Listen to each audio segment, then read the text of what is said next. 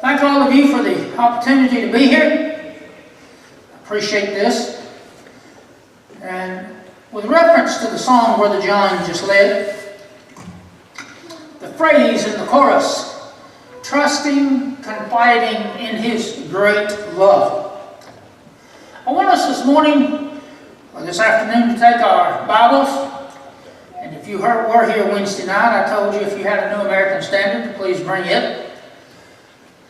We're going to look this morning in the Gospel of John at what John has to say about truth. The idea that we trust and confide in Christ's great love. You ask a lot of people, what is the theme of John's Gospel? Most people would say it's about love. It's about a great theological statement as to who Jesus Christ is. And that Gospel is the last book in the New Testament written. It's the last inspired word that God sent to man. And it opens with a statement, in the beginning was a Word, and the Word was with God, and the Word was God, and He was in the beginning with God. And all things came into being through Him.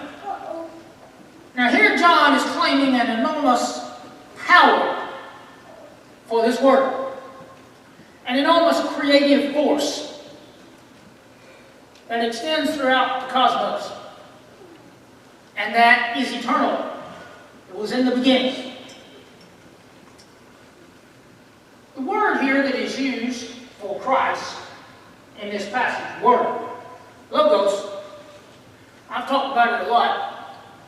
It is the root of such words in our language as law and legis or legislation. In the Greek language, it was originally lego, and it could simply be rendered said. But it has a host of other meanings, such as law and light. These are all terms that we get from that one root or the other versions of it that were shared across the Indo-European language spectrum.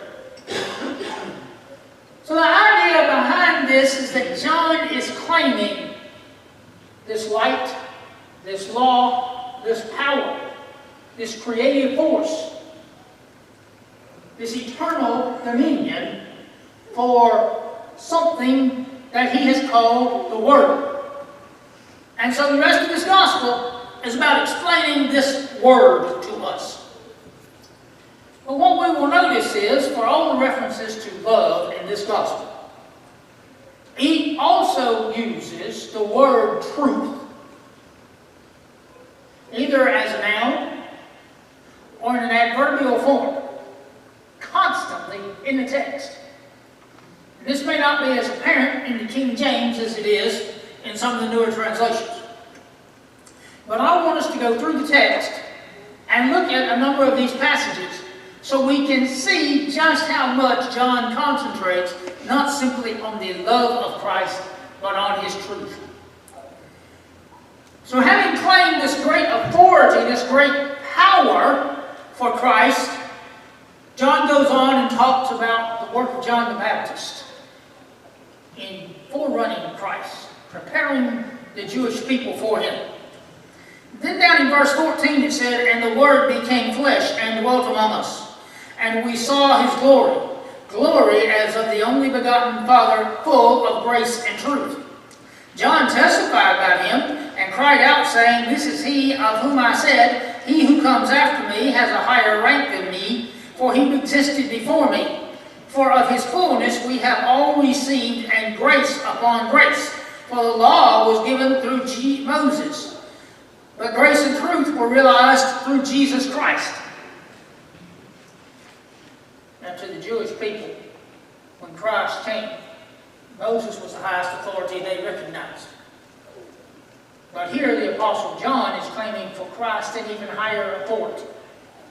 higher than Moses, higher than John the Baptist. He says that Christ was full of grace and truth. And what we're going to see as we go through this lesson is that without the grace, the truth could not operate. But without the truth, grace cannot operate. They must go hand in hand. So let us go on down from that to verse 51. When we think about the passage we just read, and John's repeated statement that Christ was full of grace and truth, I'm reminded of a comment by a world-renowned cattle breeder from Rhodesia, Southern Africa, named Paul Zeitzman. And he raises the beef-master cattle, or he did at one time, like just as I did. And he had to reshape them when he got them to Africa. And the way he did that was he bred them to be shorter than they are in the United States, but thicker. And he said his objective in breeding is to have a bull that looks like he has 8 pounds of sugar in a 5-pound sack. And you're like, what in the world does that have to do with this? That is how I like to imagine Christ. He is so full of grace and truth, it's like he has 8 pounds of sugar in a 5-pound sack, and it's got to come out. That Christ was just like the prophet in the Old Testament, Jeremiah, when he says the leaders told him to shut up, quit preaching, and he quit for a while, but it was just a fire in his soul he could not contain. Christ was that way. He had so much grace and so much truth, he could not be kept quiet by the leaders of his day and time. He earned their enmity because of his determination to share his grace and his truth with the people. And so in verse 51, we read, and he said to him, "Truly, truly, I say unto you, you will see the heavens open and the angels of God descending and ascending upon the Son of Man." Now Jesus said this to the apostle Nathanael shortly after he called him. And so Nathanael here becomes the first of the apostles to declare Jesus as the Son of God, King of Israel. We normally think of Peter doing that in Matthew 16. But Nathanael does it here. He said, "Lord, you are the King of Israel." And Jesus answered him, "You think it was something special that I saw you under the fig tree? Behold, you're going to see a lot more things than this." And so Jesus testifies of this, truly, truly. Now, King James constantly refers to that term as verily, verily. But this is why I ask if you have a New American Standard to bring it. Because all of these times in the King James that it uses this repetitious term, Jesus. Truly, truly. The King James has it verily, verily. But when you look at it, at that term, truly, then you see how often John's Gospel, and even the others, emphasize the truth of what Jesus was saying. However, there's another side to this.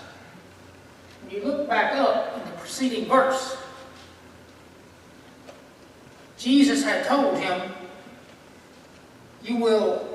Jesus answered and said to him, "Behold, you will see greater things than this." That term "and said" there is another form of the word logos or lego. And when it is paired with answer in the King James and in the original Greek, it adds a legal forcefulness to the statement. It's as if Jesus was saying, "This is law." And so he uses that term "truly, truly," following it to reemphasize this point. And what was his point? That Christ is divinity. He has direct and immediate connection to the Father, to the point that the apostles would see the angels coming down, talking with him, and going back. And so Christ here is making this statement. You will see this. You truly will see this of me. And so we will look at time and again in this gospel, and we can find that Jesus is emphasizing with this term, truly, truly, the force, the power, the legal emphasis of whatever statement he's about to make. It is a clue to us that a great point of theological authority is being issued here by the Master. And this book of John, therefore, is shot through with that theme of truth. Now, if we go down to chapter 2, we commence reading in verse 18. The Jews then said to him, "What sign do you show us as your authority for doing these things?" Now we know Jesus is going to be asked this question again later on in the temple. Now, who gives you the authority to do and say these things? And we're going to read shortly how Nicodemus came to him and said, "You have to be from God. If you weren't, nobody could do the things that you're doing without God being with you." So this source of Jesus' authority. By what force of truth did he do what he was doing? Jesus answered them, "Destroy this temple, and in 3 days I will raise it up." Now this was the point on which they ultimately sought to convict him in his trial. That he had declared he would destroy the temple and build it back in 3 days. John makes it very clear, but he spoke of the temple of his body. He wasn't going to tear down Herod's temple. He wasn't going to rebuild it. He told them it would be destroyed, but it would be after his time, but in their generation, and it was. He said, "You will see an abomination of desolation stand in the holy place," meaning the temple. And he added, "where it ought not," meaning the Romans and their pagans, they were going to take over God's temple and destroy it. But it wouldn't be his doing. It would be because of the Jews and the sins in rejecting him. The Jews then said, "It took 46 years to build this temple, and will you build it up in 3 days?" But he was speaking of the temple of his body. So when he was raised from the dead, his disciples remembered that he said this, and they believed the scripture and the word which Jesus had spoken. Now, the apostles came to realize he was prophetically stating things about his own death and what would happen in this passage when he was discussing with the Jews. And so this is going to become another great theme in John's book. Everything is pointing to the crucifixion and the resurrection. And they, therefore, are truth. And for the true believer, they must be accepted as truth. Now, when he was in Jerusalem at the Passover, during the feast, many believed in his name, observing the signs which he was doing. But Jesus, on his part, was not entrusting himself to them, for he knew all men, and because he did not need anyone to testify concerning man, for he himself knew what was in man. Now here's another great statement about the prophet. Jesus didn't have to entrust his identity to anyone. He didn't need any human being to confess that he was God for him to be God. And so he didn't have to worry about, well, so-and-so has not said so-and-so about me. Doesn't matter. I know it. He knew who he was. And so he did not need men to trust in him to be who he was. So what was the purpose of the truth and the trust that he had? It was to extend to us grace. That's what it was for. It wasn't because he needed to do it for himself. the contrary, he was doing it as a gift for us. An act of grace, an act of unmerited favor that we did not deserve, but that he did out of the goodness of his heart. So, in the next chapter, chapter 3, Jesus has his famous discussion with Nicodemus. Let us notice then how truth is an important point here. Now there was a man of the Pharisees named Nicodemus, a ruler of the Jews. This man came to Jesus by night and said to him, Rabbi, we know. Nicodemus knows the truth about Jesus. He understands that he has come from God. We know that you are a man come from God. Now many of his colleagues in the Sanhedrin spent years trying to deny this fact about Jesus, but Nicodemus has already seen it. This man is from God, because no man who was not working on behalf of God could do what Jesus was doing. Jesus answered and said to him, now there's that legal code again. There's Christ as the Logos issuing word. Truly, truly, I say unto you, unless a man is born again, he cannot see the kingdom of heaven. Well, now, Nicodemus is taken aback. And so he asks this question, well, how can a man do that? Can he go back into the womb and be born again? No. Jesus answered, truly, truly, I say to you, unless one is born of water and the Spirit, he cannot enter into the kingdom of heaven. That which is born of the flesh is flesh, and that which is born of the Spirit is spirit. Do not be amazed that I said to you, ye must be born again. So here Jesus twice uses this term, truly, truly, with Nicodemus in a short span of time. With regard to what? Baptism.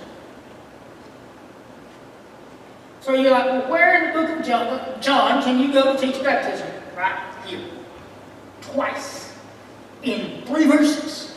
Jesus tells Nicodemus, truly, you must be born again of water and the Spirit. Now, we have folks out there in the religious world who will tell you you do not need the water. You just have to receive the Spirit. No. Because over in Acts 2, Peter was going to expound on this with the idea that you need to be baptized, and then you receive the Holy Spirit. You must have water and the Spirit, and they must go together. This is truth at the core of Jesus' gospel. Well, so from the first book of the Bible, of the New Testament, James, we come across a passage that says, true religion and undefiled before God and the fathers is this, to visit the orphans and the widows in their afflictions, and to keep thyself unspotted from the world. What's going on there? James has given us 2 things we must do to do the truth. We have to help those who are in need. Now, it might be physical need, the widows and orphans. It might simply be consoling them over the loss of a loved one. But we can extend that to say we also have to work for those who are spiritually bereft, who need to be taught the gospel.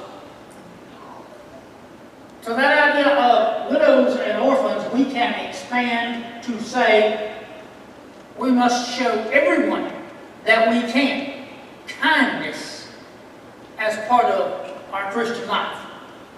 Now, why is that? Well, because James talks about in his passage, let's go over there, chapter 1 of James.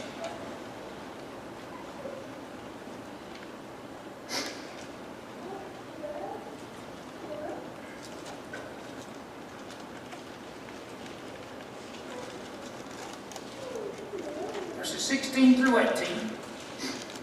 Do not be deceived, my beloved brethren. Every good thing given and every perfect gift is from above, coming down from the Father of lights, with whom there is no variation or shifting shadow. In the exercise of his will he brought us forth by his word of truth, so that we would be a kind of first fruits among his creatures. So, us forth in truth to be an offering back to Him among all the beings of the world.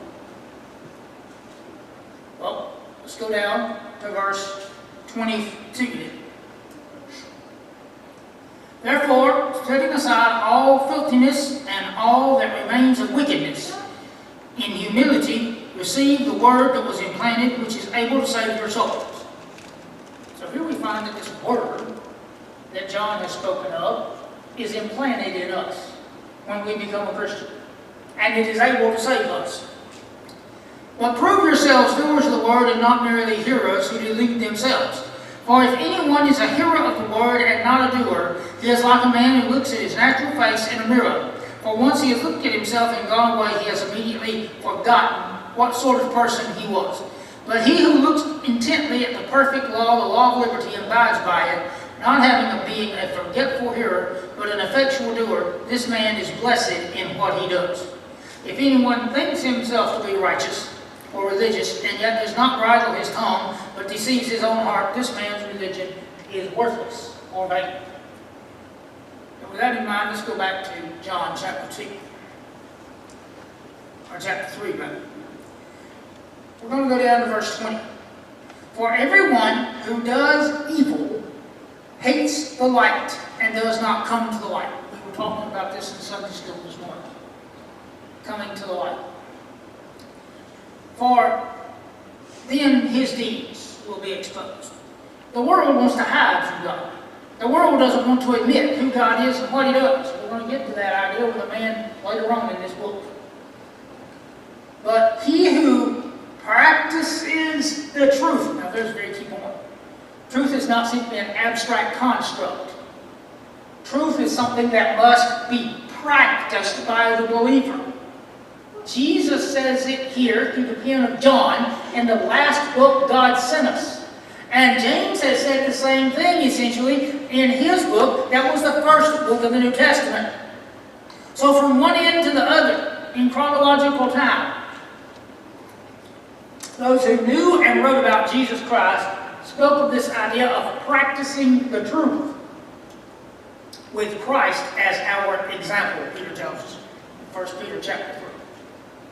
So, this idea of practicing the truth, what's involved with it? Well, John Christ gets into that subject in the very next chapter of John, chapter 4. This is another passage that we mentioned in Sunday school this morning. When the Lord knew that the Pharisees had heard that Jesus was making and baptizing more disciples than John, though Jesus himself was not baptizing, but his disciples, he left Judea and went away into Galilee, and he had to pass through Samaria. And so here he encounters the Samaritan woman. And during their discussion, down in verse 16, he makes this comment. He said to her, "Go call your husband and come here." And the woman said, "I have no husband." Christ responded, "You have correctly said." Now see, there's another way of saying truth, correctness. So Christ is saying, you truly said, "I have no husband," but you have had 5 husbands. Now, our assumption is that under the old laws, this woman had been divorced 5 times. We don't know that. We don't know how many of her previous husbands might have been killed, might have died of natural causes. We don't know whether they deserted her or she deserted them. All we're told is she had 5 previous husbands, which seems almost unimaginable to us. But nonetheless, it was pretty common back then. But then Jesus adds a caveat. He whom you have now is not your husband. In other words, this was a way of chiding her for living a style of life that was not improper. Whatever else she wanted to do or believe about him, the first thing she was going to have to clear up in her life was that she was shacked up with somebody. And that was impermissible if one wanted to be part of God's kingdom and a saved individual. That behavior had to change.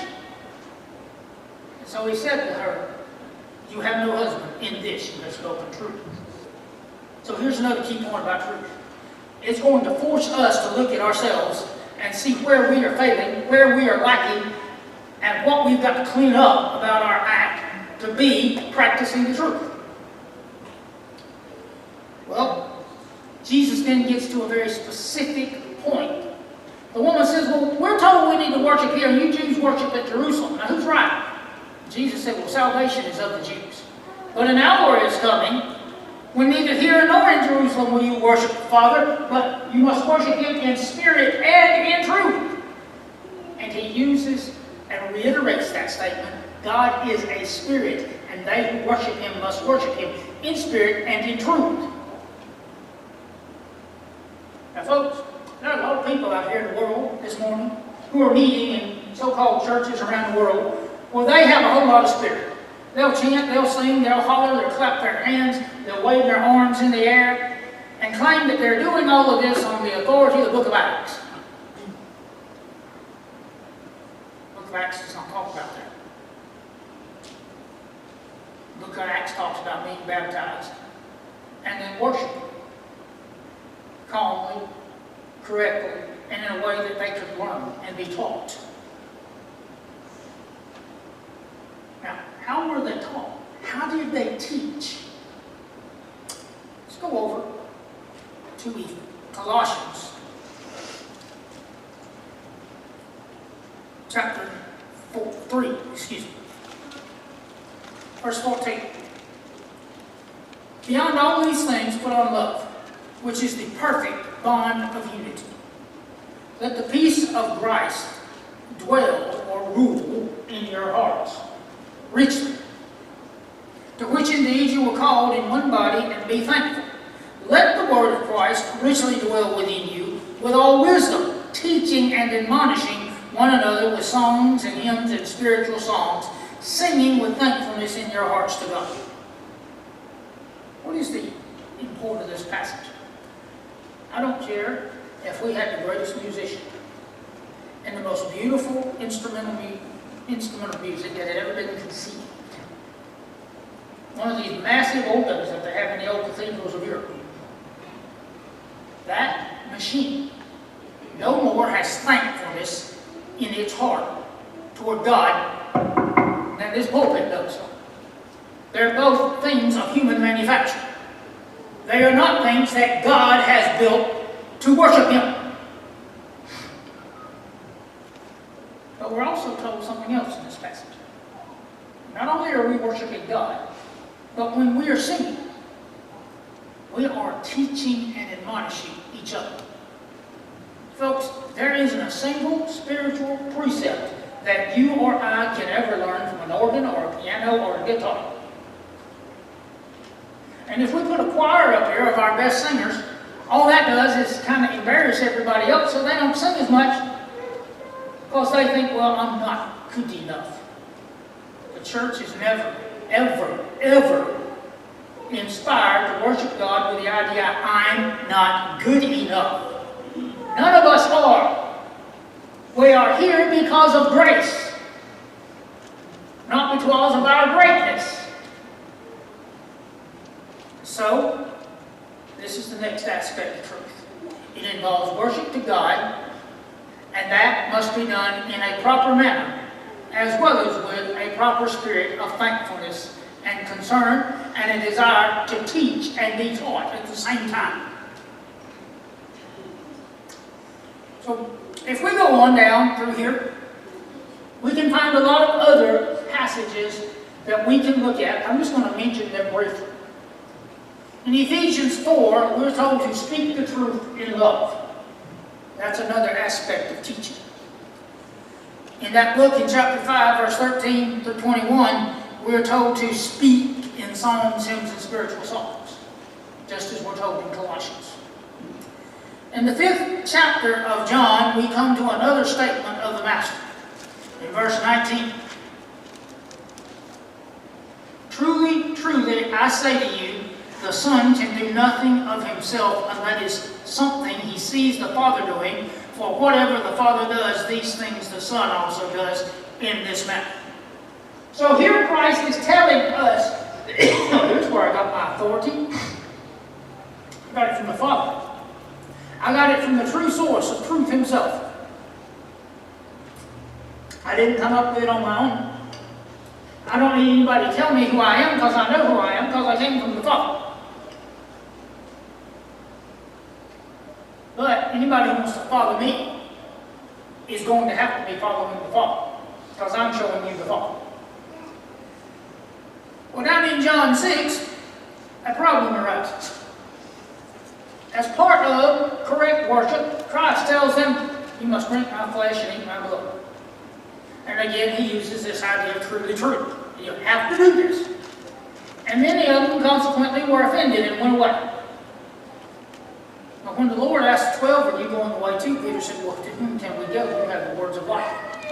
In other words, the use of truth here implies that another thing that the truth practicer must do is partake of the Lord's Supper. Not monthly, not yearly, not quarterly.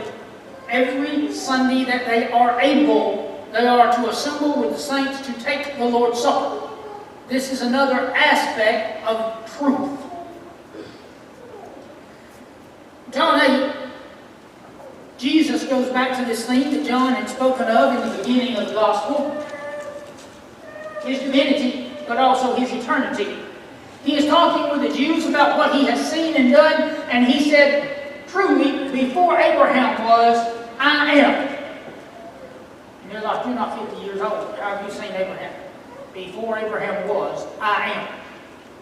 So Christ is telling them, truly, I am older than Abraham. And once again, just like those who he told to eat his flesh and drink his blood, they were offended. Because they did not know or practice the truth regarding him. Chapter 10, we have this famous statement, I am the door. And truly, truly, I am the one the sheep come to. The others are hirelings, and they let the sheep be destroyed by the wolf. But I don't. So here we find another aspect of Christ that is truth. He is our leader, he is our guide, he is our shepherd. He is the being that we give ourselves over to for our best interests.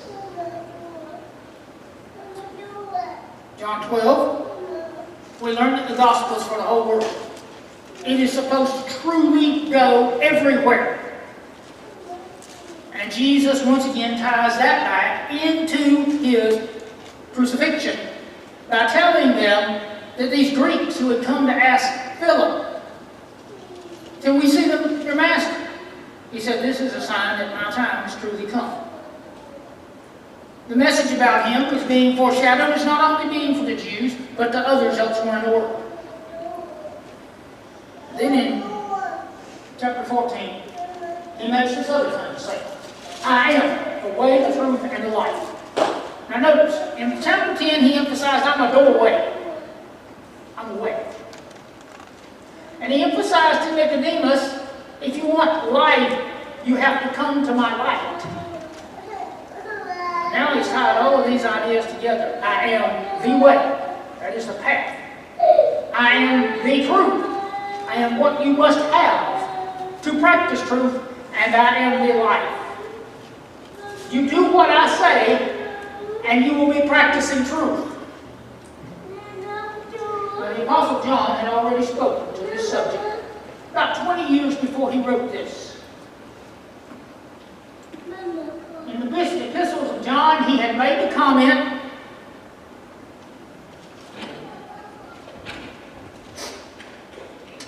that Jesus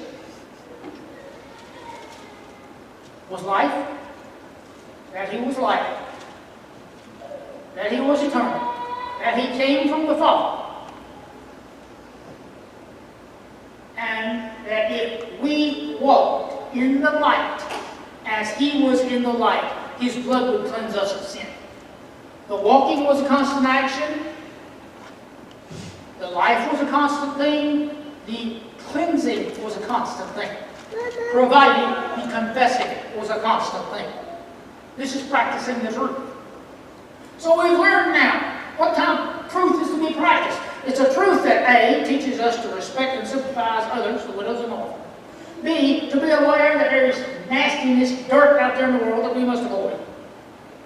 That we must be baptized for the sins that we have committed. We must keep confessing when we sin again. And we must assemble from time to time with our brethren, our fellows, to honor the memory of Christ. This is the truth that John is giving across to us in his gospel. Well, there was a man who wanted to reject that. This man did not know what in the world he was going to do with Christ. We find him mentioned in John 18. And here he asked a question, which is what really has sent me studying this matter.